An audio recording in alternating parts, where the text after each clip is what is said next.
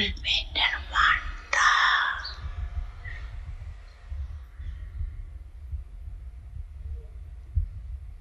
कम नहीं होनी चाहिए।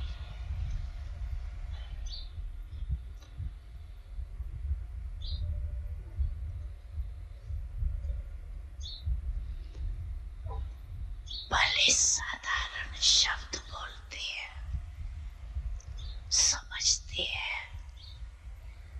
इसमें तो बोलना ही पड़ेगा ना, लेकिन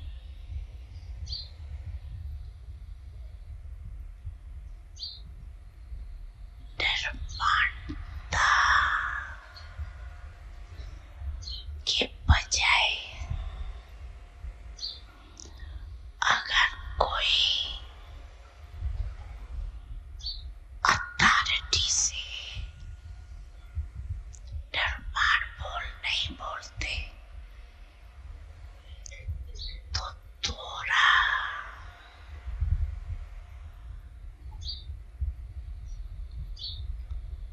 कार्य का सीट का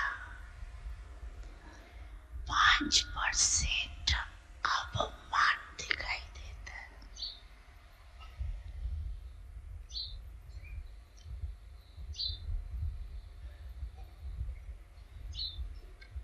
निर्माणता ब्राह्मणों के जीवन का विशेष श्रृंगार है।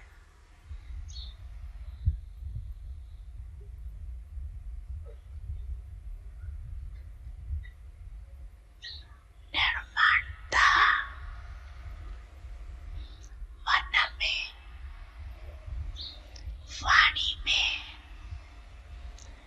बोल में, संबंध संपर्क में, ऐसे नहीं 3 बातों में तो मैं निर्माण हूं, एक में कम हूं तो क्या हुआ, लेकिन वो एक कमी वास्तविकता नर होने नहीं देगी।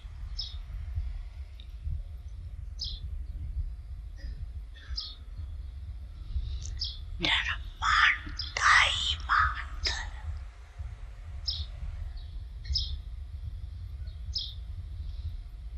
झुकना नहीं है, झुकाना है। कई बच्चे ऐसे कह देते हैं हंसी में, क्या मुझे ही झुकना है, ये भी तो झुके,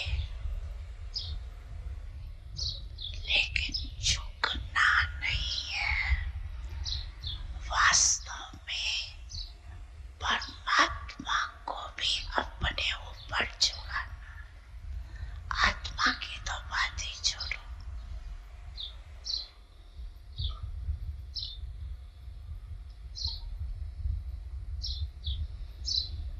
निर्माणता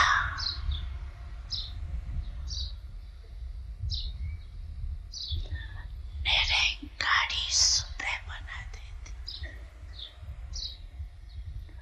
निरंकारी बनने का पुरुषार्थ करना नहीं पड़ता है।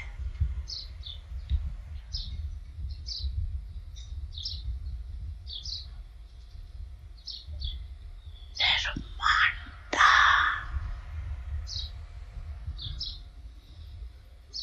हर एक के मन में आपके लिए प्यार का स्थान बना देती।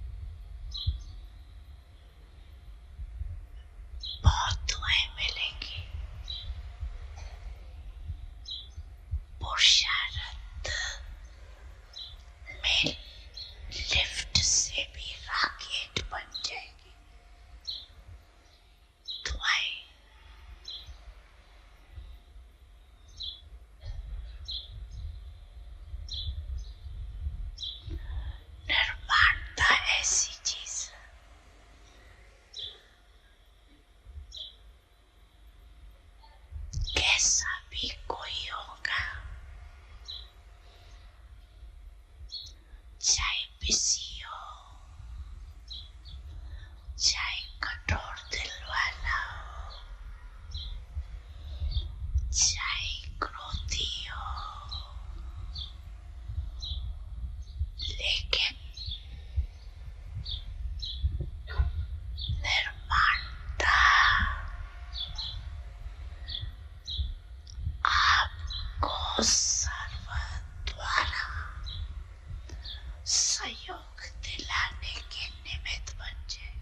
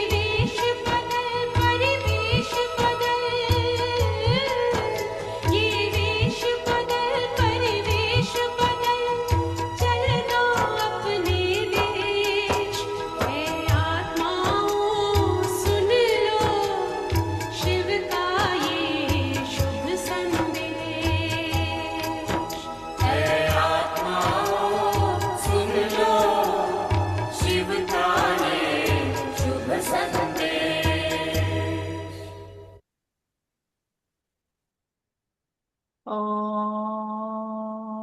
शांति। ओम शांति।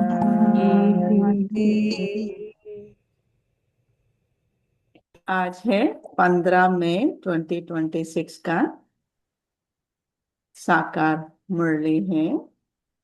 बाबा ने कहा, मीठे बच्चे, ये दुनिया कब्रिस्तान होने वाली है, इसीलिए इससे दिल नहीं लगाओ। ये दुनिया अब कब्रिस्तान होने वाली है, पुरानी हो गई है। तो बाबा कह रहे हैं, हम बच्चों के लिए बाबा कह रहे हैं, राइट, कि इससे दिल नहीं लगाओ। हो सकता है दुनिया वाले फिर भी बहुत दिल लगा के बैठे हुए हैं, लेकिन हमें दिल नहीं लगाना है, क्योंकि हमें ही ये नॉलेज है कि ये दुनिया कब्रिस्तान होने वाली है। और परिस्थान को याद करो। इस दुनिया से दिल नहीं लगाना है, परिस्थान को याद करना है। गरीब बच्चों जैसा खुश नसीब दुनिया में कोई भी नहीं क्यों? तुम गरीब बच्चों जैसा खुश नसीब दुनिया में कोई भी नहीं क्यों? उत्तर है, क्योंकि तुम गरीब बच्चे ही डायरेक्ट उस बाप के बने हो जिससे सदगति का वर्षा मिलता है। तुम गरीब बच्चे ही डायरेक्ट उस बाप के बने हो जिससे सदगति का वर्षा मिलता है। गरीब बच्चे ही पढ़ते हैं। साहूकार यदि थोड़ा पढ़ेंगे भी तो उन्हें बाप की याद मुश्किल से रहेगी।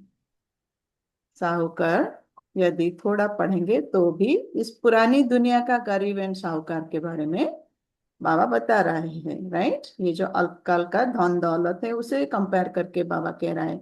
लेकिन सभी आत्माएं अभी गरीब है, चाहे स्थूल धन कितना भी हो। बाबा कहता है ना, ज्ञान धन किसके पास नहीं है, गुणों का धन किसके पास नहीं है, शक्तियों का धन किसके पास नहीं है, राइट। सभी आत्माएं गरीब है, लेकिन फिर भी स्थूल धन जिसके पास है, बाबा उनको साहूकार कह रहा है। वो थोड़ा भी पढ़ेंगे तो उन्हें बाप की याद मुश्किल से रहेगी। साहूकार यदि थोड़े पढ़ेंगे भी तो उन्हें बाप की याद मुश्किल से रहेगी। तुम्हें तो अंत में बाप के सिवाय और कुछ भी याद नहीं आएगा, इसीलिए तुम सबसे खुशनसीब हो। गीत है, दिल का सहारा टूट ना जाए। ओम शांति। बच्चों प्रति बाप समझा रहे हैं और बच्चे समझ रहे हैं कि बरोबर ये जमाना अब कब्रिस्तान बनने वाला है। बच्चे समझ रहे हैं कि ये जमाना अब कब्रिस्तान बनने वाला है। पहले ये जमाना परिस्थान था, अब पुराना हो गया है, इसीलिए इनको कब्रिस्तान कहेंगे। सबको कब्र दाखिल होना है। पुरानी चीज कब्र दाखिल होती है, अर्थात मिट्टी में मिल जाती है। कब्र दाखिल होना माना मिट्टी में मिल जाना। तो पुराना हो गया दुनिया, तो पुरानी चीज कब्र दाखिल होती है। तो ये दुनिया भी पुराना हो गया, तो इसको भी मिट्टी में मिलना है। ये भी सिर्फ तुम बच्चे ही जानते हो, दुनिया नहीं जानते, है, दुनिया वाले नहीं जानते, सिर्फ हम बच्चों को ही ये नॉलेज है। कुछ विलायत वालों को मालूम होता है कि कब्र दाखिल होने का समय दिखता है। तुम बच्चे भी जानते हो कि परिस्थान स्थापन करने वाला बाबा, हमारा बाबा फिर से आया हुआ है। बच्चे ये भी समझते हैं, अगर इस कब्र स्थान से दिल लगाई तो घाटा पड़ जाएगा। बाबा आया हुआ है, परिस्थान स्थापन करने वाला बाबा आया हुआ है, ये सिर्फ हम बच्चों को पता है। हमें पता होते भी अगर हम कब्रिस्तान से दिल लगाएंगे तो घाटा पड़ जाएगा, राइट। बाबा से हम योग नहीं लगा पाएंगे तो हमारा घाटा पड़ जाएगा। अभी तुम बेहद के बाप से बेहद सुख का वर्षा ले रहे हो, सो भी कल पहले मुहाफिक। कल पहले जैसे लिया था अभी वैसे ही ले रहे हैं, बेहद की बाप से बेहद सुख का वर्षा। ये तुम बच्चों की बुद्धि में हर कदम रहना चाहिए, तो यही मनमना भाव है। यही मनमना भाव है। बाप की याद में रहने से ही परिस्थानी बनेंगे। भारत परिस्थान था और खंड परिस्थान नहीं बनते हैं। बाप की याद से रहने से ही हम परिस्थानी बनेंगे, सतयुग में जा पाएंगे। और बाबा कह रहा कि भारत ही परिस्थान था, माना स्वर्ग था, हेवन था, राइट। और कोई खंड परिस्थान नहीं बनते और सब खंड नहीं रहेंगे सतयुग में, सिर्फ भारत ही रहेगा। ये है माया रावण का फॉर्म। इस कलयुग में माया रावण का फॉर्म बहुत है। ये थोड़ा समय चलने वाला है, लेकिन बाबा कह रहे हैं यहाँ पे बहुत सारे पंप है माया का, पंप एंड शो, लेकिन अल्पकाल के लिए है, टेम्पररी है, ये जाने वाला है बहुत जल्दी। सो ये थोड़ा समय चलने वाला है। ये है झूठा शो, झूठी माया, झूठी काया है ना, ये पिछाड़ी का भक्का है। माया का पंप एंड शो ये पिछाड़ी का है, अंत में है, राइट। इनको देखकर समझते हैं स्वर्ग तो अभी है, पहले नरक था। बड़े बड़े मकान बनाते रहते हैं। तो माया का पंप एंड शो जो इतना हो रहा है पिछाड़ी में, तो इसे ही देखकर मनुष्य समझ लेते हैं कि अभी ही स्वर्ग है। बाबा कह रहा है लेकिन ये अल्पकाल का है पंप एंड शो। पहले नरक था, अभी स्वर्ग है, लोगों को ये लग रहा है। बड़े बड़े मकान बनाते रहते हैं, ये 100 वर्ष का शो है। टेलीफोन, बिजली, एरोप्लेन आदि सब 100 वर्ष के अंदर बनते हैं। ये लास्ट में ही ये सब आ रहा है, इन्वेंशन हो रहा है, राइट। ये टेलीफोन, ये इलेक्ट्रिसिटी या फिर एरोप्लेन, ये सब बाबा कह रहे हैं ये लास्ट कलयुग अंत में ही होगा, क्योंकि हम सत्युग की तरह जा रहे हैं। तो ये सब इन्वेंशन आएगा, लास्ट 100 इयर्स के अंदर ही ये सब आया हुआ है। कितना शो है, इसलिए समझते हैं स्वर्ग तो अभी है, लेकिन दुनिया वाले समझ रहे हैं यही स्वर्ग है। लेकिन बाबा सीक्रेट हमें बता रहा है ये हमारे लिए, सत्युग के लिए ये सब आ रहा है, बन रहा है, राइट। दुनिया वाले समझ रहे हैं ये तो स्वर्ग है, लेकिन उनको भी आधा अल्पकाल के लिए वो यूज करेंगे, एंजॉय करेंगे, राइट, ये सब जो नया इन्वेंशन है। कितना शो है, इसलिए लोग समझते हैं स्वर्ग तो अभी है। दिल्ली पुरानी क्या थी, अभी नई दिल्ली कैसे अच्छी बनी है, नाम ही रखा है न्यू दिल्ली। बापूजी चाहते थे नई दुनिया राम राज्य हो, परिस्थान हो। ये तो टेम्पररी फॉर्म है। दिल्ली भी नया हो गया, पुराना दिल्ली भी बहुत गंदा था, अब बाबा कह रहे हैं नई दिल्ली देखो कितने अच्छा हो गया। लेकिन ये भी टेम्पररी है। कितने बड़े बड़े मकान, फाउंटेन आदि बनाते हैं, इनको आर्टिफिशियल स्वर्ग कहा जाता है, अल्पकाल के लिए। तुम जानते हो इनका नाम कोई स्वर्ग नहीं है। पुरानी दुनिया का हम कितना भी सजा धजा के रखेंगे, बाबा कह रहा है फिर भी ये स्वर्ग नहीं है। इनका नाम नर्क है। नर्क का भी एक शो है, ये है अल्पकाल का शो। नर्क का भी एक शो है, ये अल्पकाल का, ये अभी गया की गया। अब बाप बच्चों को कहते हैं एक तो शांति धाम को याद करो।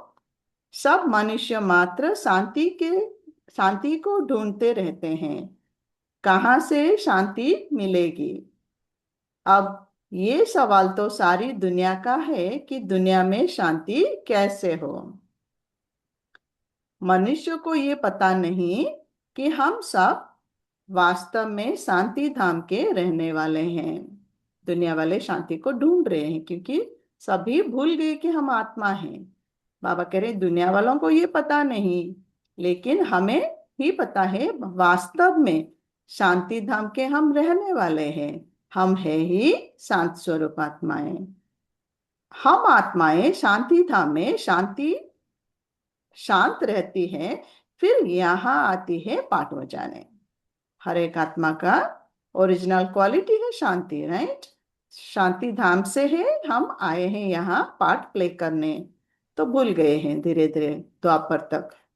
सो भी तुम बच्चों को मालूम है, अभी तुम पुरुषार्थ कर रहे हो सुख धाम जाने वाया शांति धाम। हर एक की बुद्धि में है हम आत्माएं अभी जाएंगे अपने घर शांति धाम।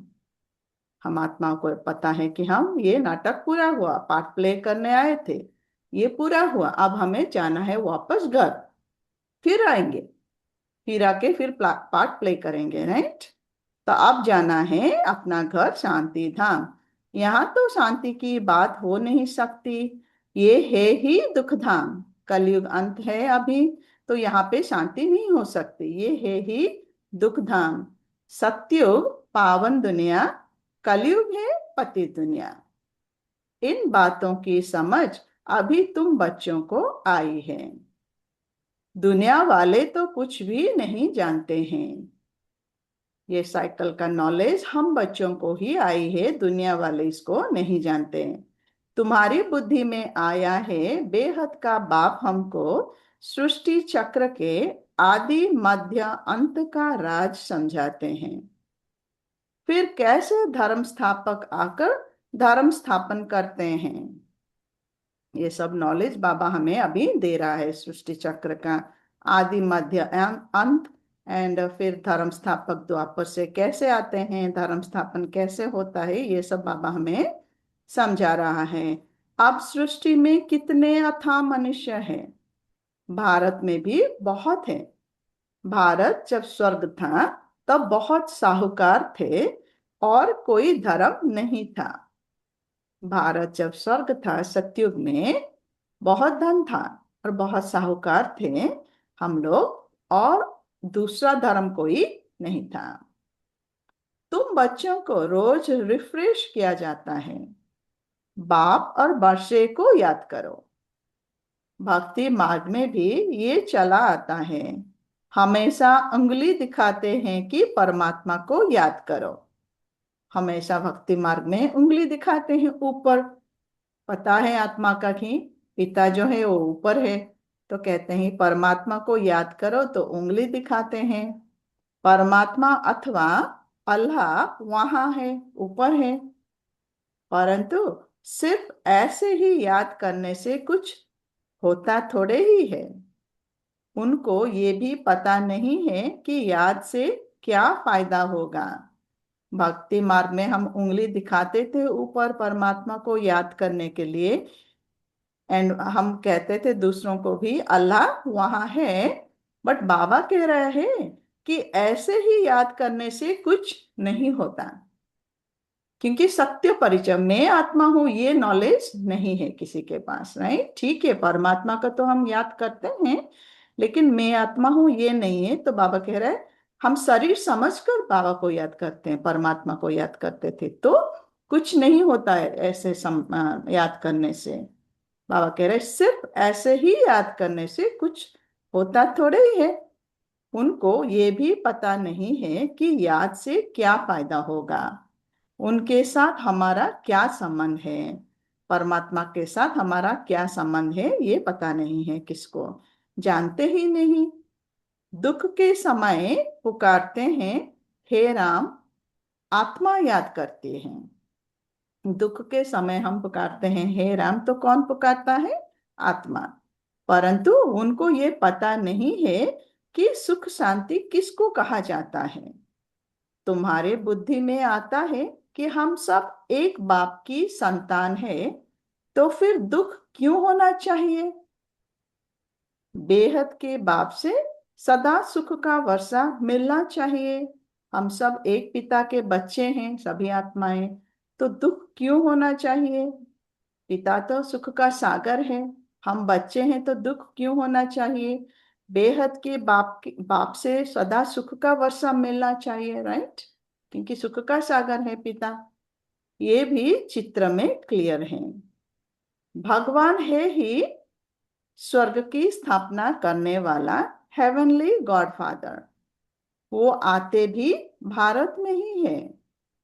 भगवान है हेवन को स्थापन करने वाला गॉडफादर, और वो आता भी है भारत में, परंतु ये कोई समझते नहीं है। देवी देवता धर्म की स्थापना जरूर संगम पर ही होगा। कलयुग के बाद सतयुग आने वाला है, तो सतयुग में देवी देवता होंगे और कलयुग में विकारी मनुष्य हैं। तो ट्रांसफर से पहले कुछ होने वाला है, राइट? तभी तो देवी देवता बनेंगे।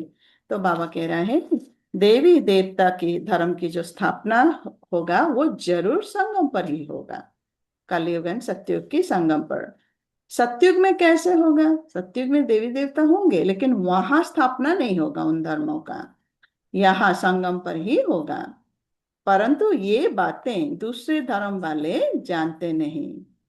ये तो बाप ही नॉलेजफुल है, समझाते हैं आदि सनातन देवी देवता धर्म कैसे स्थापना हुआ, कैसे स्थापन हुआ, ये बाबा समझा रहा है। सतयुग की आयु लाखों वर्ष कहने से बहुत दूर कर देते हैं।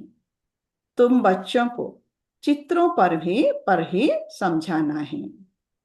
इसीलिए हमारा बहुत बड़ा बड़ा चित्र बना हुआ है। तो बाबा कह रहे चित्रों पर समझाएंगे तो वो इजीली समझ पाएंगे। भारत में इन लक्ष्मी नारायण का राज्य था। इन्होंने कैसे कब ये राज्य पाया ये नहीं जानते। कहते तो हैं कि स्वर्ग में देवी देवता हैं, लक्ष्मी नारायण थे, लेकिन इन्होंने कैसे कब ये राज्य पाया ये नहीं जानते, क्योंकि संगम का ये गुप्त है ना। तो संगम के बारे में किसी को पता नहीं है, संगम युग के बारे में क्या होता है संगम युग में ये किसी को पता नहीं है। सो ये नहीं जानते, सिर्फ कहते हैं ये सतयुग के मालिक थे। सिर्फ कह देते हैं कि लक्ष्मी नारायण सतयुग के मालिक थे, लेकिन इन्होंने कैसे कब ये राज्य पद पाया ये किसको पता नहीं। उनके आगे जाकर भीख मांगते हैं, लक्ष्मी नारायण के आगे जाकर भीख मांगते हैं, तो अल्पकाल के लिए कुछ ना कुछ मिल जाता है। कोई दान पुण्य करते हैं, उनको भी अल्पकाल के लिए फल मिल जाता है, एक जन्म के लिए मिल जाता है दान पुण्य करने से। गरीब गरीब पंचायत के मुखी को भी इतनी ही खुशी रहती है जितनी साहूकार मुखी को। गरीब भी अपने को मुखी समझते हैं। बॉम्बे में देखो गरीब लोग कैसे कैसे स्थान पर रहते हैं। तुम बच्चे अभी समझते हो भल करोड़पति है परंतु कितने दुखी है। बाबा कह रहे हैं गरीब पंचायत के मुखी को भी इतनी ही खुशी रहती है जितनी साहूकार मुखी को, वो पद का खुशी कि मैं मुखी हूं, राइट? चाहे वो गरीब हो और चाहे वो साहूकार हो। गरीब गरीब भी अपने को मुखी समझते हैं, मैं हेड हूँ, मेरे में पावर है, राइट? वो समझते हैं तो वो भी खुश रहते हैं।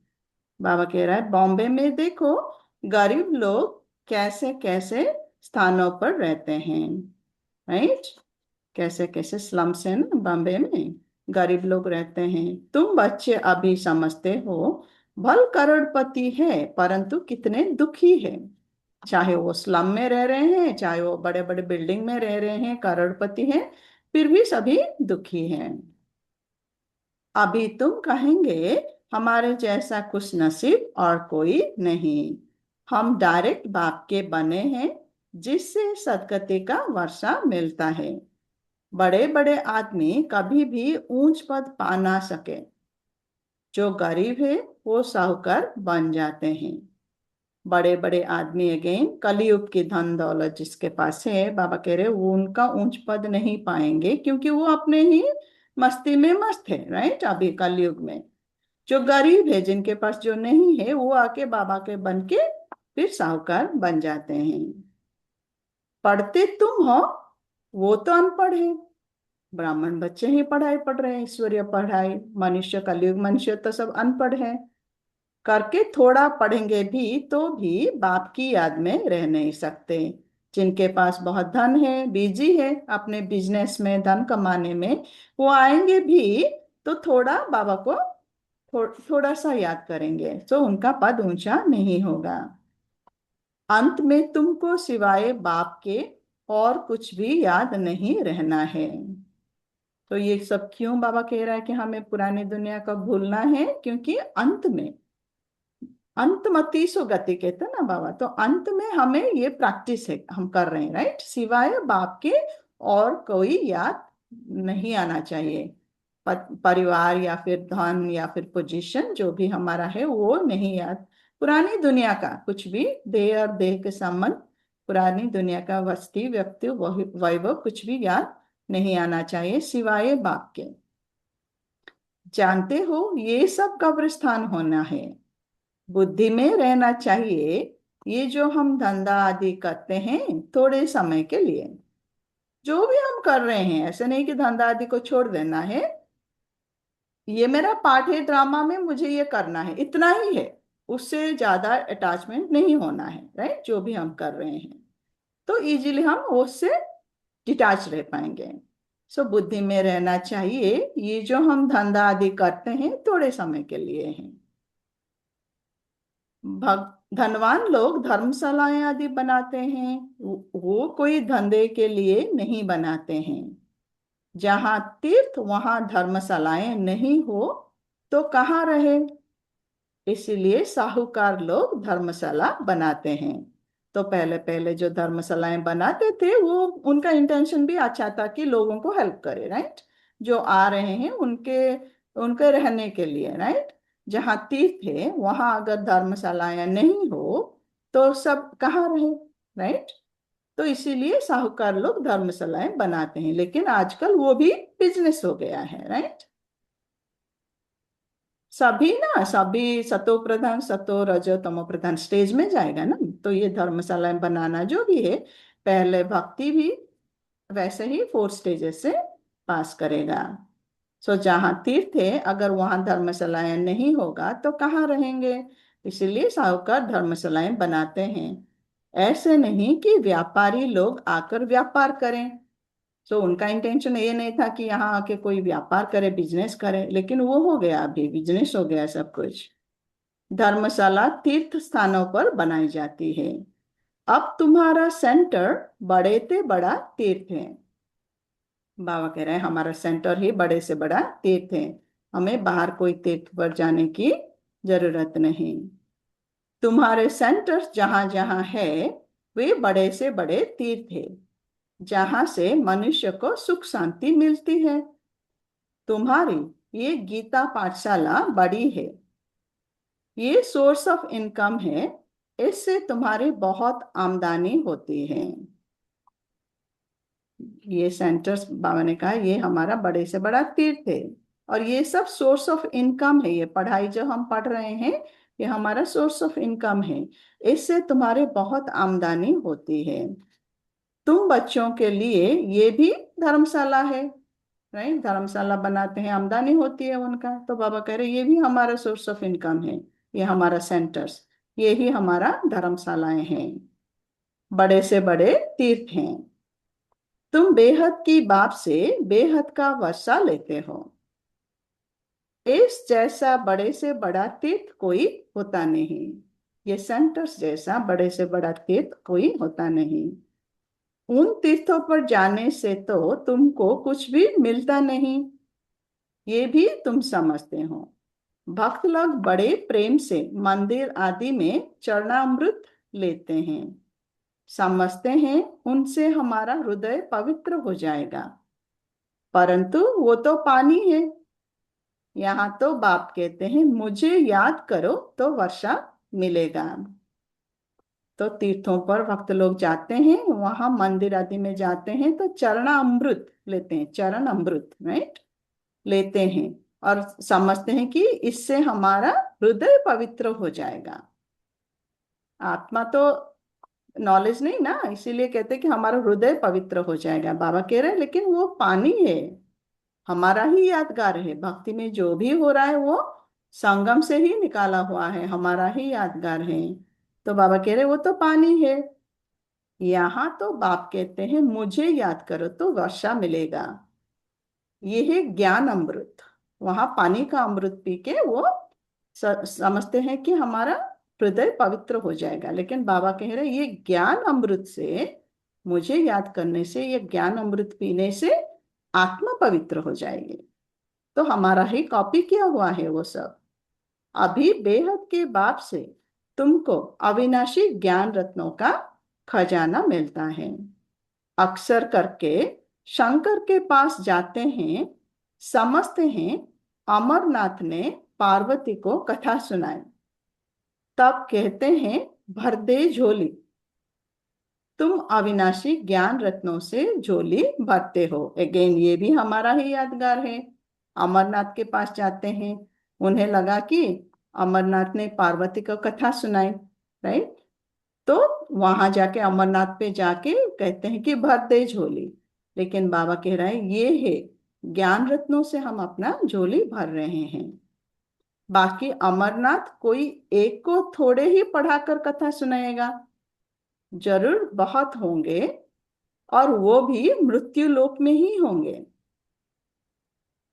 अमरनाथ एक पार्वती को ही कथा क्यों सुनाएगा? बाबा कह रहे हैं कि बहुत सारे पार्वतियां हैं और वो यही मृत्यु लोक में ही होंगे। सूक्ष्म वतन में तो कथा सुनाने की दरकार ही नहीं।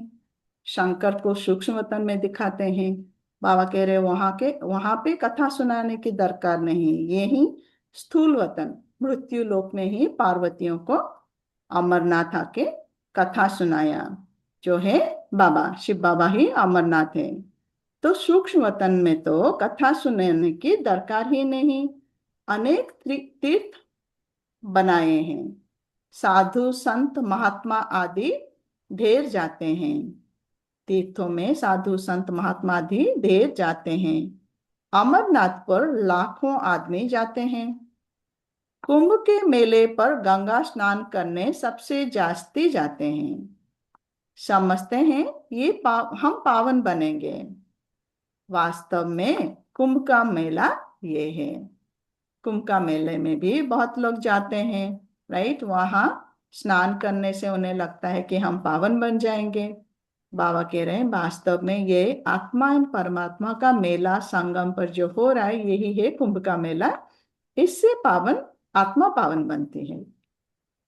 ये सब हमारा ही यादगार है।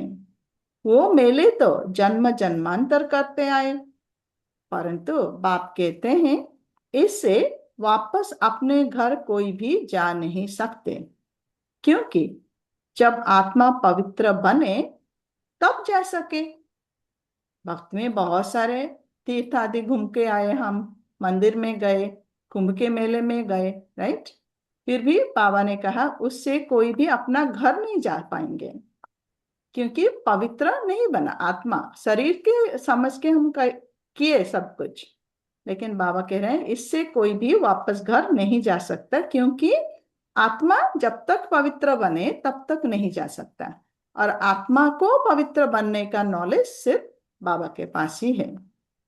परंतु अपवित्र होने के कारण सबके पंख टूटे हुए हैं। आत्मा जब पवित्र बनेगी तभी आत्मा उड़ेगी, नहीं तो अपवित्र होने के कारण माना क्या, भूल ही गए, राइट। हम अपने आप को देह समझ रहे हैं, तो पंख टूट गया हमारा आत्मा का। सो बाबा कह रहे हैं अपवित्र होने के कारण सबके पंख टूटे हुए हैं। आत्मा को पंख मिले हैं, योग में रहने से आत्मा सबसे तीखी उड़ती है। आत्मा को पंख मिलना माना अगेन ये नॉलेज ही आत्मा का पंख है कि मैं आत्मा हूं, राइट। ये स्मृति मर्ज करना, ये है पंख। और योग में रहने से आत्मा सबसे तीखी उड़ती है। कोई का हिसाब किताब लंदन में अमेरिका में होगा तो झट उड़ेंगे, वहां सेकंड में पहुंच जाते हैं। लेकिन मुक्ति धाम में तो जब कर्मातीत हो तब जा सकें, तब तक यहाँ ही जन्म मरण में आते हैं। आत्मा शरीर छोड़ती है और किसका हिसाब किताब लंदन में है, अमेरिका में है, तो झट वहां चली जाती है, उठ जाती है। लेकिन बाबा कह रहे परम धाम कोई, मुक्ति धाम में कोई आत्मा नहीं जा सकती जब तक कर्मातीत ना बने, जब तक पवित्र ना बने आत्मा मुक्ति धाम नहीं जा सकते। तब तक यहाँ ही जन्म मरण में आते रहेंगे, स्थूल वतन में ही। जैसे ड्रामा टिक टिक हो चलता है, आत्मा भी ऐसे ही टिक हुई ये गई, मीनिंग सेकंड में आत्मा चली जाती है। इन जैसी तीखी और कोई चीज होती नहीं। आत्मा जैसी तीखी, इतना फास्ट और कुछ नहीं जा सकता। ढेर की ढेर सब आत्माएं मूल वतन में जाने वाली हैं, लेकिन अंत में ढेर के ढेर सब मच्छर जैसा जाएंगे, मूल वतन में सभी जाएंगे। आत्मा को कहाँ का कहाँ पहुंचने में देरी नहीं लगती है। मनुष्य ये बातें समझते नहीं। तुम बच्चों की बुद्धि में आता है कि नई दुनिया में जरूर थोड़ी आत्माएं होंगी और वहां बहुत खुशी सुखी होंगे। नई दुनिया में आत्माएं बहुत कम होंगे और बहुत सुखी होंगे। अब इतने सारे आत्माएं हो गए हैं, राइट, इसीलिए दुखी भी हो गए हैं। सो नई दुनिया में जरूर थोड़ी आत्माएं होंगे और वहां बहुत सुखी होंगे। वही आत्माएं अब 84 जन्म भोग बहुत दुखी हुई है, राइट। सभी आत्माएं दुखी है। जो पहले पहले आए थे नई दुनिया में वो भी 84 जन्म लेके अंतिम जन्म में आ गए हैं, अब दुखी है। और जो घर से अभी अभी आ रहे हैं वो लोग भी, वो आत्माएं भी दुखी हो गए हैं। सो वही आत्माएं जो पहले पहले आए थे नई दुनिया में, वो 84 जन्म भोग बहुत दुखी हो गए हैं अब।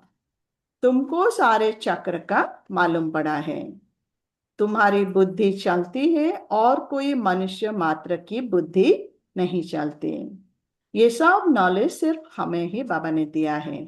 सो इसीलिए हमारा ही ये बुद्धि चलती है इन सबों में, और मनुष्य मात्र की बुद्धि नहीं चलती क्योंकि उनके पास नॉलेज ही नहीं है। प्रजापिता ब्रह्मा भी गाया हुआ है, कल पहले भी तुम ऐसे ही ब्रह्मा कुमार कुमारी बने थे। तुम जानते हो कि हम प्रजापिता ब्रह्मा के बच्चे हैं। लास्ट कल्प में, प्रीवियस कल्प में भी हम ही बने थे ब्रह्मा कुमार ब्रह्मा कुमारी। बाबा कह रहे तुम जानते हो कि हम प्रजापिता ब्रह्मा के बच्चे हैं। हमारे द्वारा बाबा स्वर्ग की स्थापना करा रहे हैं। जब नंबरवार पुरुषार्थ अनुसार लायक बन जाएंगे तो फिर पुरानी दुनिया का विनाश होगा। जब हम सब संपूर्ण बन जाएंगे, क्योंकि हमें तैयार होना है, राइट, सबको तैयार होना है। सत्युग आने से पहले हर एक का अपना अपना पद फिक्स करना है। बाबा को याद करते हैं। ओम शांति शांति, ओम शांति शांति। अंतर मन में ज्योति जगा लो, होगा दूर अंधेरा।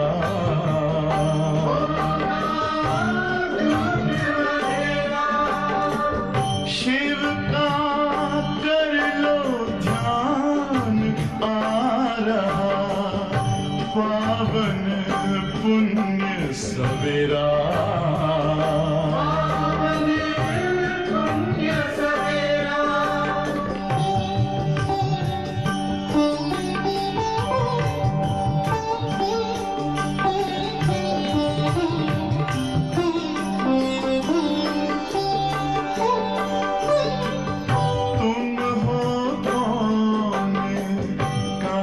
से आए अपने आप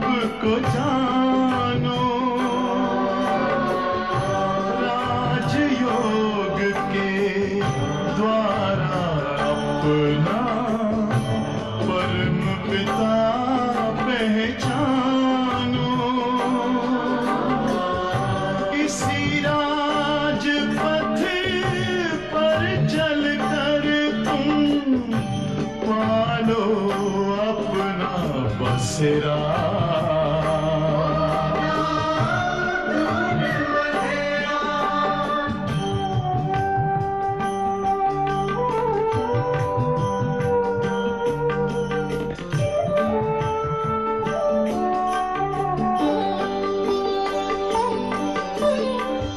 तुम हो आत्मा तन से प्यारे, परमात्मा को प्यारे।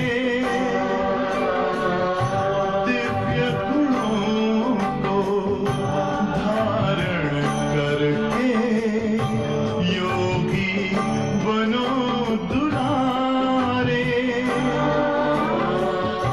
ज्योति बिंदु ही तोड़ेगा ये माया मोह का घेरा।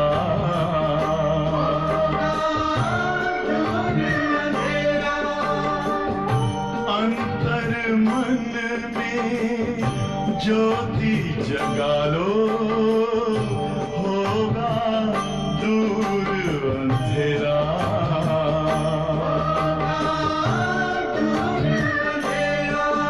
ओम शांति, ओम शांति, ओम शांति।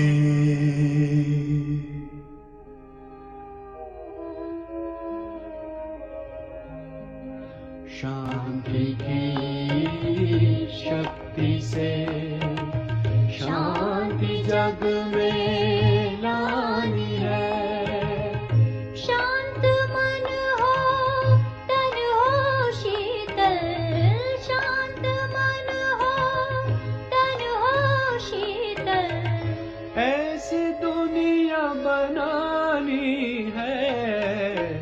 शांति की शक्ति से शांति जग में लानी है।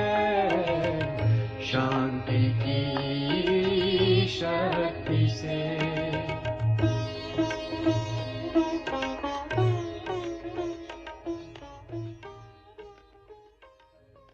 ओम शांति।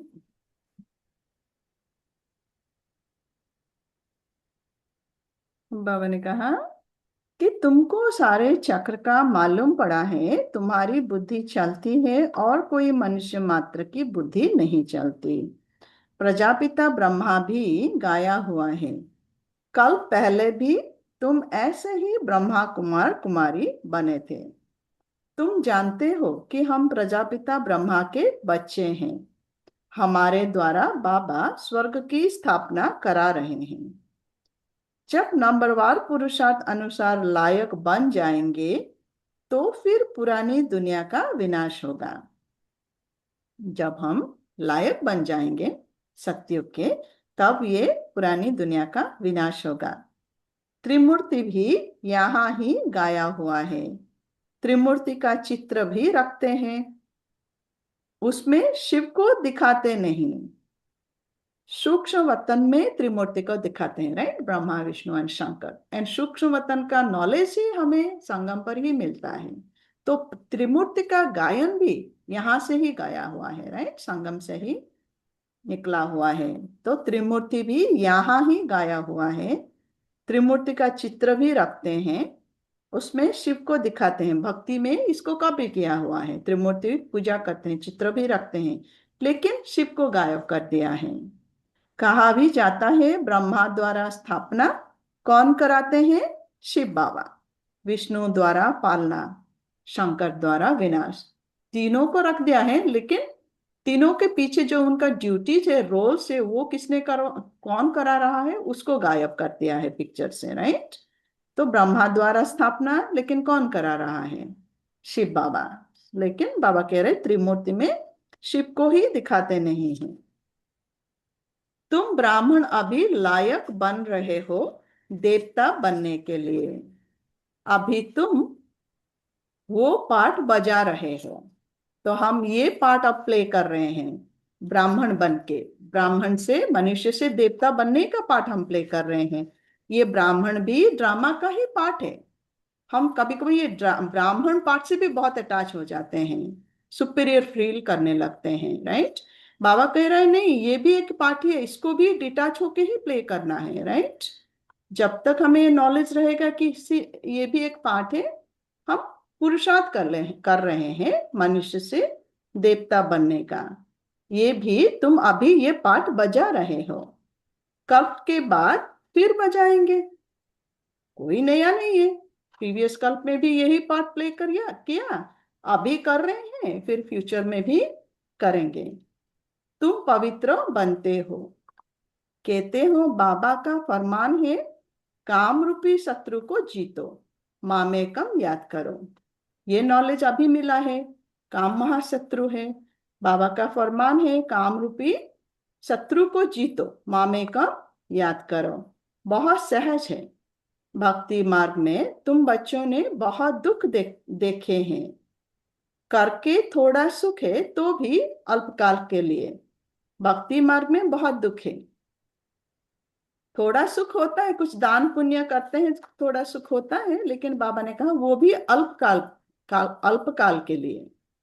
भक्ति में साक्षात्कार होता है, सो भी अल्पकाल के लिए तुम्हारी आश पूरी होती है।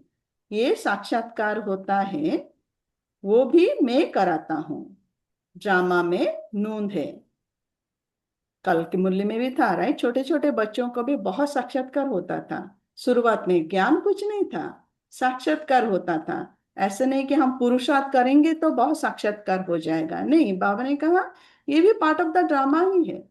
जिसको जो साक्षात्कार हुआ शुरुआत में, वो भी पार्ट ऑफ द ड्रामा ही है। बाबा कराता है, अगेन बाबा का साक्षात्कार कराने का पार्ट भी ड्रामा में नोंधा हुआ है। अकॉर्डिंग टू ड्रामा ही हो रहा है सब कुछ, राइट। तो बाबा कह रहा है कि मैं साक्षात्कार करा रहा हूं, लेकिन ये भी ड्रामा में नोंद है। जो पास्ट हुआ second by second drama shoot किया हुआ है। ऐसे नहीं कहते हैं अब शूट हुआ। जो सेकंड बाय सेकंड जो पास हो रहा है, बाबा ने कहा ये सब प्री रिकॉर्डेड है, ड्रामा में शूट किया हुआ है। ऐसे नहीं कहते कि अब शूट हो रहा है, नया कुछ नहीं बन रहा है, राइट। जो रिकॉर्डेड है वही प्ले हो रहा है, और जो प्ले हो रहा है वो फिर से रिकॉर्ड हो रहा है, लेकिन एक सेंट भी ऐड या डिडक्ट नहीं हो रहा है। ड्रामा में कुछ नया नहीं बन रहा है।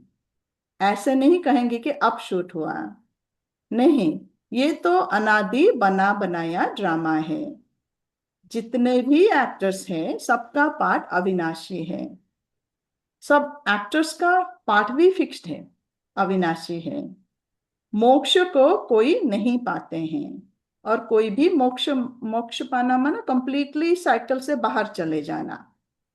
बाबा कह रहे मोक्ष कोई नहीं पाएंगे, चाहे एक जन्म के लिए क्यों ना हो, सबको आना पड़ेगा साइकिल में। इवन बाबा भी आ रहा है साइकिल में, राइट।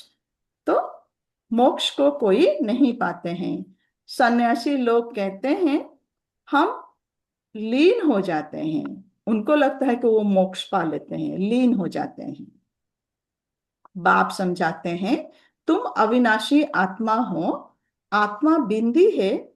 इतनी छोटी सी बिंदी में 84 जन्म का पाठ नोंधा हुआ है। उनको लगता है, सन्यासियों को लगता है कि हम लीन हो जाते हैं, लेकिन बाबा कह रहे तुम अविनाशी हो, तुम आत्मा अविनाशी हो, और आत्मा बिंदी है, एंड हर एक का पार्ट इसमें फिक्स्ड है, रिकॉर्डेड है। हर एक आत्मा में अपना पार्ट भी रिकॉर्डेड है। 84 जन्मों का पाठ नोंधा हुआ है। ये चक्र चलता ही रहता है, ये कभी चेंज नहीं होता, कभी स्टॉप नहीं होता, चलता ही रहता है।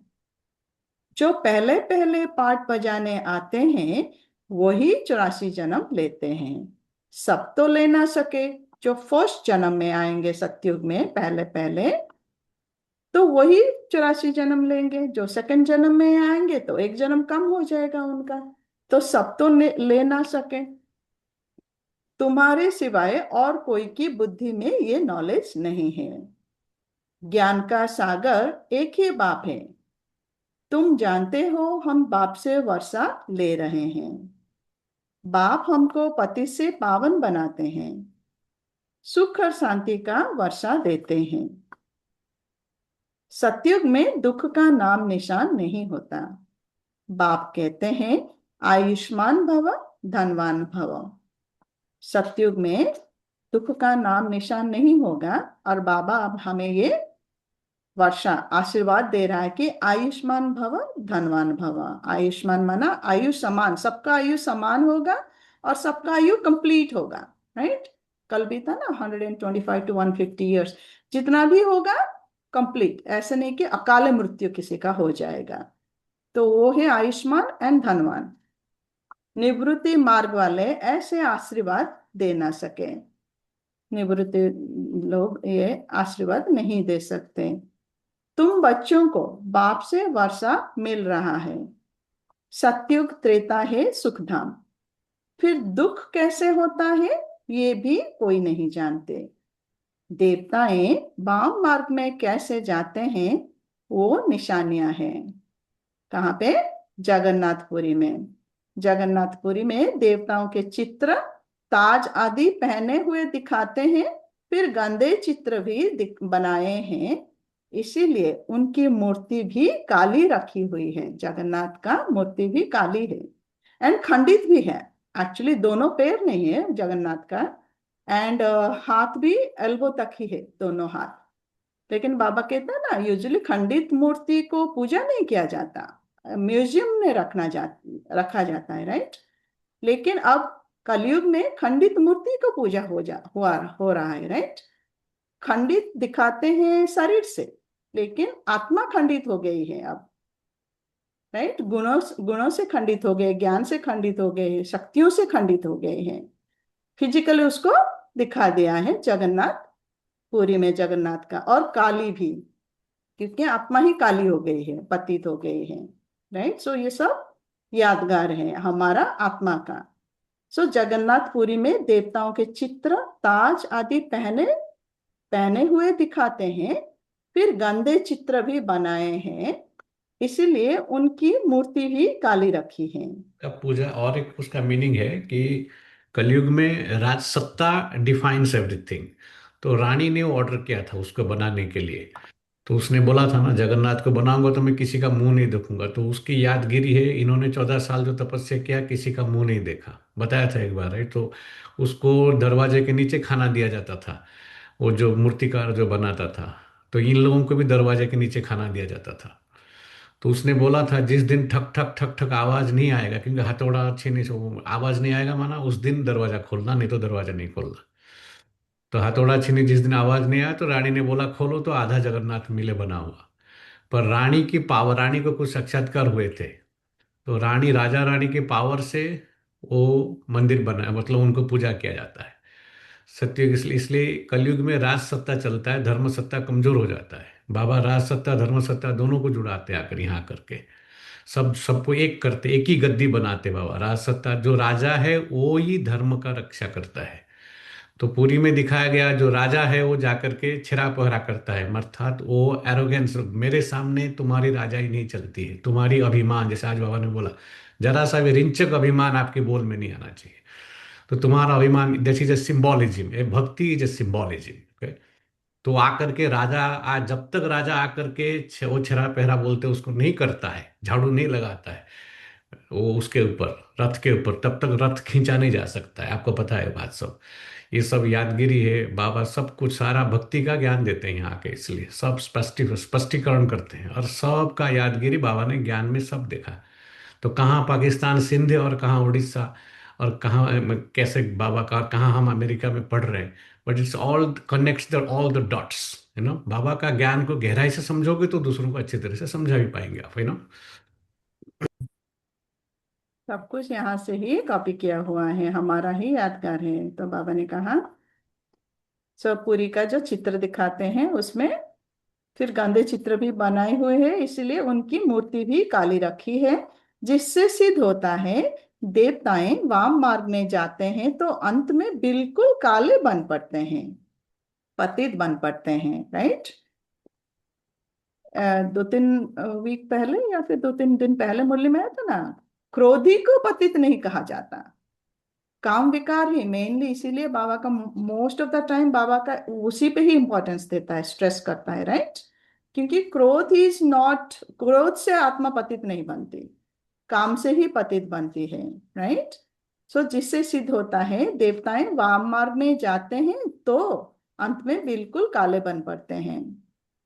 अभी तुम जानते हो भारत कितना सुंदर था, फिर तमो प्रधान बनना ही है ड्रामा प्लान अनुसार, राइट। जब तक जितना हमें ये ड्रामा का नॉलेज समझ में आ जाएगा ना, उतना इजीली हम अपने आप को डिटैच कर पाएंगे अपने ही पार्ट से, राइट। और ये ड्रामा से पार्ट को नहीं छोड़ना है, पार्ट से प्ले करते हुए उससे डिटैच होना है, राइट। तो बाबा कह रहे जो भी हो रहा है ड्रामा प्लान अनुसार ही हो रहा है। तो वो कर्ता भाव जो हमारा है ना, मैं कर रही हूँ, मैं इतना पुरुषार्थ कर रही हूँ, मैं रोज अमृत वेला कर रही हूँ, ये जो कर्ता भाव हमें उससे भी अटैचमेंट हो जाता है हमारा ना, कि मैं इतना अच्छा पुरुषार्थ कर रही हूँ। सो उससे भी हमें डिटैच होने के लिए ड्रामा का नॉलेज बहुत इंपॉर्टेंट है। सो जो भी हो रहा है, भारत कितना सुंदर था, अब तमो प्रधान बना है, ये भी ड्रामा प्लान अनुसार हुआ है। अभी संगम पर तुमको ये नॉलेज है, ये सब नॉलेज ड्रामा का नॉलेज पर भी संगम पर ही है। बाप है नॉलेजफुल, तुम्हारा एक ही बाप, टीचर, गुरु तीनों हैं। ये सदैव बुद्धि में रहे, शिव बाबा हमको पढ़ाते हैं। ये बेहद की पढ़ाई है जिससे तुम नॉलेजफुल बन गए हो। शिव बाबा हमें पढ़ा रहा है, ये बेहद की पढ़ाई है जिससे हम नॉलेजफुल बन गए हैं। दुनिया की नॉलेज नहीं, आत्मा का नॉलेज, राइट, हम बन गए हैं। तुम सब कुछ जानते हो, तो हमें चेक करना चाहिए कि क्या हम सब कुछ जानते हैं। बाबा ने दिया है नॉलेज, लेकिन हमें कितना वो समझ में आ रहा है, कितना हम प्रैक्टिकली उसको अप्लाई कर पा रहे हैं। लेकिन बाबा कह रहा है तुम सब कुछ जानते हो, क्योंकि बाबा ने दे दिया है सब कुछ नॉलेज। वो कहते हैं सर्वव्यापी है, लेकिन दुनिया वाले कहते हैं भगवान सर्वव्यापी है। तुम कहते हो वो पतित पावन है। कितना रात दिन का फर्क है। अभी तुम मास्टर नॉलेजफुल बने हो, नंबर 1। जो बाप के पास है वो तुमको सिखाते हैं। बाबा के पास जो नॉलेज है वो हम बच्चों को बाबा सिखाता है, और हम है नंबर 1 मास्टर नॉलेजफुल। अब तुम भी सबको ये बताते हो बाप को याद करो तो 21 जन्म के लिए वर्षा मिलेगा। अच्छा, मीठे मीठे सिखी लधे बच्चों प्रति माता पिता बाप दादा का याद प्यार और गुड मॉर्निंग। रूहानी बाप की रूहानी बच्चों को नमस्ते। हम रूहानी बच्चों की रूहानी माता बाप दादा को याद प्यार गुड मॉर्निंग गुड मॉर्निंग। नमस्ते। शुक्रिया बाबा। तो ये बाप दादा वर्ड भी संगम का ही वर्ड है। ये बाप दादा ही हम बच्चों के माता पिता है। संगम पर ये दिया हुआ है, ब्राह्मण बच्चों के लिए बाप दादा माता पिता है एवरीडे। इसलिए बाप दादा माता पिता बन के हमें याद प्यार दे रहे हैं। और रूहानी बाप की रूहानी बच्चे, ये शिव बाबा आत्माओं का पिता, आत्माओं को, रूहानी बच्चे माने आत्माओं को नमस्ते कर रहा है। धारणा के लिए मुख्य सार है, नंबर 1 है स्वयं रिफ्रेश होकर औरों को रिफ्रेश करने के लिए बाप और वर्षे की याद में रहना है और सबको याद दिलाना है। स्वयं रिफ्रेश होकर औरों को रिफ्रेश करने के लिए बाप और वर्षे की याद में रहना है और सबको याद दिलाना है कि मैं आत्मा हूं, राइट। ये याद दिलाना है सबको। सेकंड है इस पुरानी दुनिया से, इस कब्रिस्तान से दिल नहीं लगानी है। शांति धाम सुख धाम को याद करना है। स्वयं को देवता बनने के लायक बनाना है। ये हम पार्ट प्ले कर रहे हैं। अब बाबा ने कहा, राइट, कि मनुष्य से हम देवता कैसे बन रहे हैं। स्वयं को देवता बनने के लायक अभी हम बना रहे हैं। वरदान है ईश्वरीय अथॉरिटी द्वारा संकल्प या बुद्धि को ऑर्डर प्रमाण चलाने वाले मास्टर सर्वशक्तिवान भव। ईश्वरीय अथॉरिटी द्वारा संकल्प या बुद्धि को ऑर्डर प्रमाण चलाने वाले मास्टर सर्वशक्तिवान भव। जैसे स्थूल हाथ पांव को बिल्कुल सहज रीति जहां चाहो वहां चलाते हो या कर्म में लगाते हो, वैसे संकल्प या बुद्धि को जहां लगाने चाहो वहां लगा सको। इसे ही कहते हैं ईश्वरीय अथॉरिटी। बाबा कह रहे जैसे हम स्थूल हाथ पांव को जहां चाहे जैसे चाहे यूज कर रहे हैं, बिल्कुल इजी, एफर्ट डालना नहीं पड़ रहा है, राइट।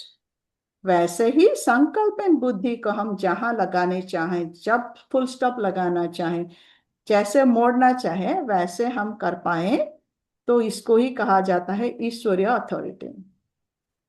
जैसे वाणी में आना सहज है, वैसे वाणी से परे जाना भी इतना ही सहज हो।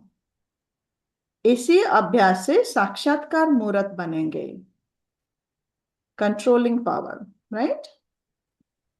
वाणी में आना जितना सहज है, फुल स्टॉप 1 सेकंड में वाणी से परे जाना, फुल स्टॉप लगा पाना भी उतना ही सहज होना चाहिए।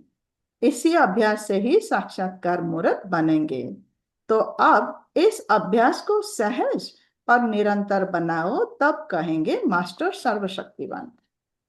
इसको सहज एंड निरंतर, नेचुरल हो जाना चाहिए, तब कहेंगे मास्टर सर्वशक्तिवान। स्लोगन है, स्वस्थिति शक्तिशाली हो तो परिस्थिति उसके आगे कुछ भी नहीं है। स्वस्थिति अगर शक्तिशाली हो तो परिस्थिति उसके आगे कुछ भी नहीं है। अव्यक्त इशारा है, सदा अचल अडोल एक रस स्थिति का अनुभव करो। आपके एक रस अचल स्थिति का ही ये अचल घर यादगार है। आपके एक रस अचल स्थिति का ही ये अचल घर यादगार है, हमारा यादगार है। दिलवाड़ा मंदिर भी हमारा ही यादगार है, राइट। जैसे बाप दादा एक रस रहते हैं, वैसे बच्चों को भी एक रस रहना है। जब एक के ही रस में रहेंगे तो एक रस अवस्था में रहेंगे। जब एक के ही रस में रहेंगे, एक बाबा दूसरा ना कोई, इस रस में रहेंगे तो एक रस अवस्था में रहेंगे। क्यों सबकी निशानी क्वेश्चन मार्क सभी से टेढ़ा होता है। जब क्यों क्या सब निकल जाएगा, तब ड्रामा की भाभी पर एक रस स्थिर रह सकेंगे। क्वेश्चन मार्क बाबा ने कहा टीढ़ा होता है, टेढ़ा होता है। तो जब क्यों क्या सब निकल जाएगा, तब ड्रामा की भाभी पर एक रस स्थिर रह सकेंगे। बाबा को याद करते हैं।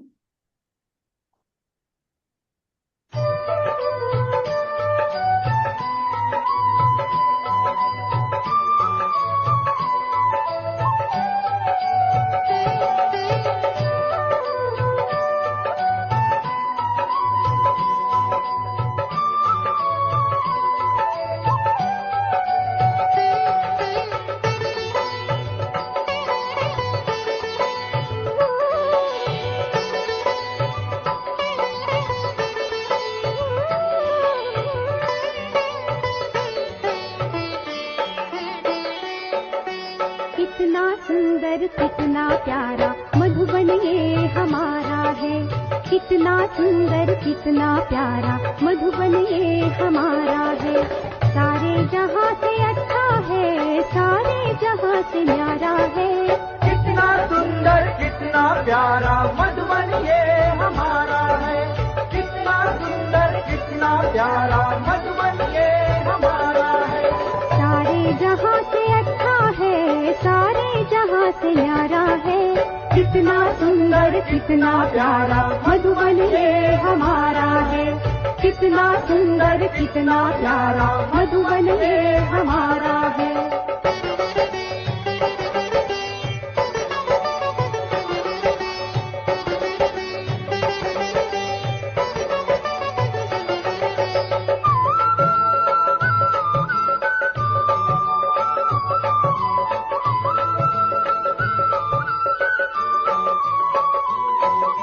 बजती है सुख चैन की बंसी ब्रह्मा मुख के द्वारा, मधुबन की पावन धरती पर ब्रह्मी ज्ञान की धारा।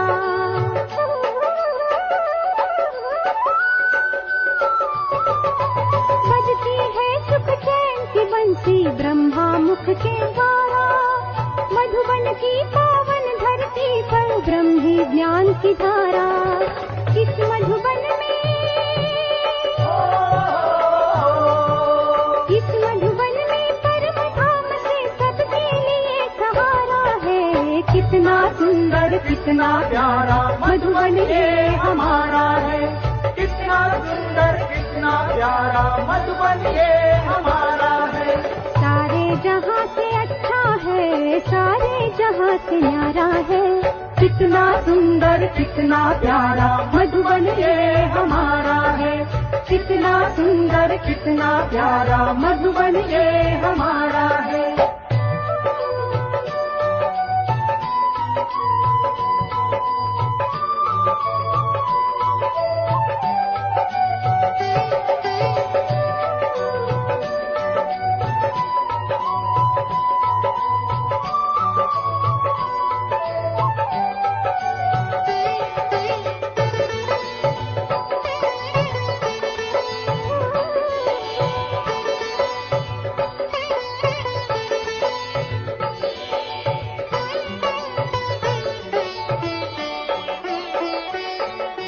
दिव्य फरिश्तों का ये मधुबन शिव बाबा का प्यारा, शिव का ये प्यारा मधुबन है सबकी आँख का तारा।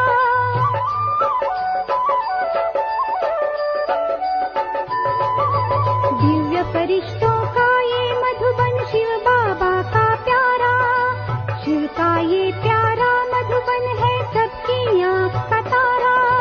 प्यार के सागर,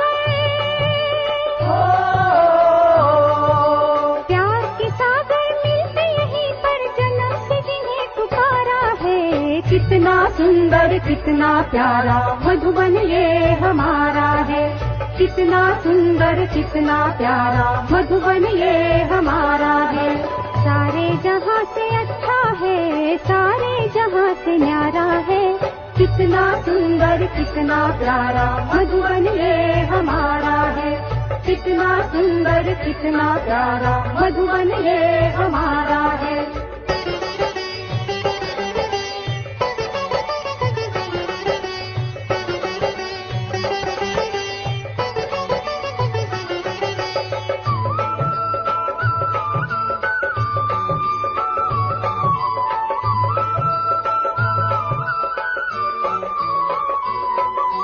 दिव्य गुणों की खान है मधुबन देव भूमि कहलाते।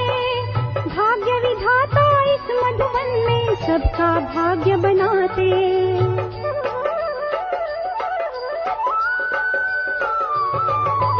दिव्य गुणों की खान है मधुबन देव भूमि कहलाते। भाग्य विधाता इस मधुबन में सबका भाग्य बनाते। हर मानव का, हर मानव का यहीं पे आके चमका भाग्य सितारा है। कितना सुंदर कितना प्यारा मधुबन ये हमारा है। कितना सुंदर कितना प्यारा मधुबन ये हमारा है। सारे जहां से अच्छा है, सारे जहां से न्यारा है। कितना सुंदर कितना प्यारा मधुबन ये हमारा है। कितना सुंदर कितना प्यारा मधुबन ये हमारा है। कितना सुंदर कितना प्यारा मधुबन ये हमारा है। कितना सुंदर कितना प्यारा मधुबन ये हमारा है। कितना सुंदर कितना। Om Shanti. Om Shanti Nimita Ben, I cannot read until the Monday. Om Shanti बहन। कैला बहन पढ़े।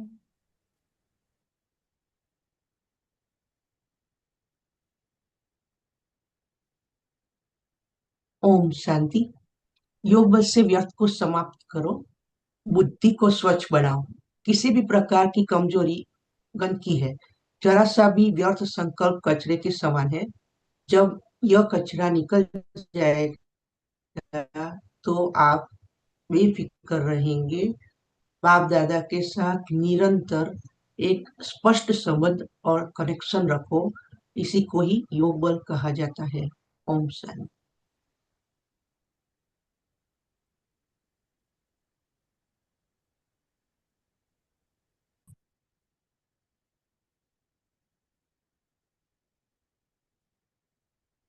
वीडियो शेयर नहीं हो रहा है तो मूल्य रिवाइज कर सकते हैं। हाँ जी, मुरली रिवाइज करो। शांति। पापा ने कहा धर्मशाला तीर्थ स्थानों पर बनाई जाती है, तो हमारे स्थानों का क्या क्या नाम पापा ने आज बताया और क्यों, इसका मतलब क्या है?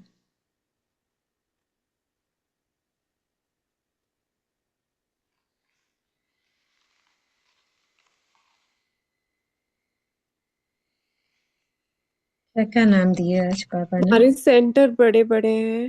हम्म, और धर्मशाला तीर्थ स्थानों पर बनाई जाती है, बट हमारे जो सेंटर बड़े बड़े तीर्थ है, तुम्हारे सेंटर जहाँ जहाँ है वे बड़े से बड़े तीर्थ है जहाँ से मनुष्य को सुख शांति मिलती है। तुम्हारी ये गीता पाठशाला बड़ी है, यह सोर्स ऑफ इनकम है, इससे तुम्हारी बहुत आमदनी होती है। तुम बच्चों के लिए यह भी धर्मशाला है और बड़े से बड़े तीर्थ है। बहुत अच्छा। और फिर कुंभ का मेला भी है ना? हाँ, कुंभ का मेला। बहुत अच्छा। तो सेंटर, गीता पाठशाला, धर्मशाला और कुंभ का मेला और बड़े से बड़ा तीर्थ। फिर पापा का आज कौन सा फरमान है?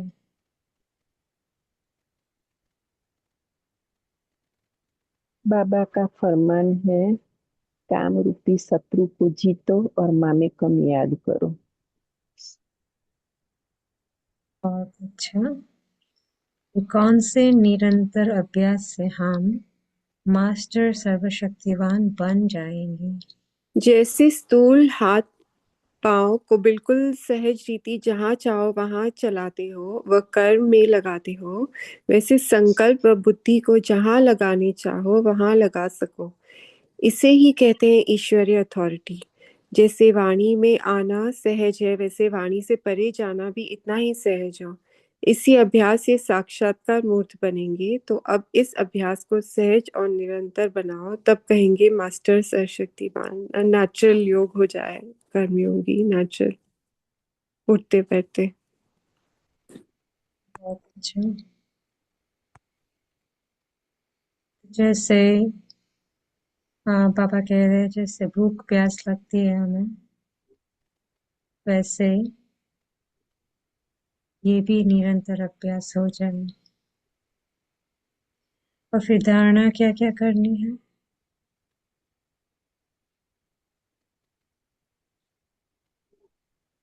स्वयं रिफ्रेश रहकर औरों को रिफ्रेश करने के लिए बाप और वर्षी की याद में रहना है और सबको याद दिलाना है। इस पुरानी दुनिया से, इस कब्रिस्तान से दिल नहीं लगानी है। शांति धाम सुख धाम को याद करना है। स्वयं को देवता बनने के लायक बनाना है।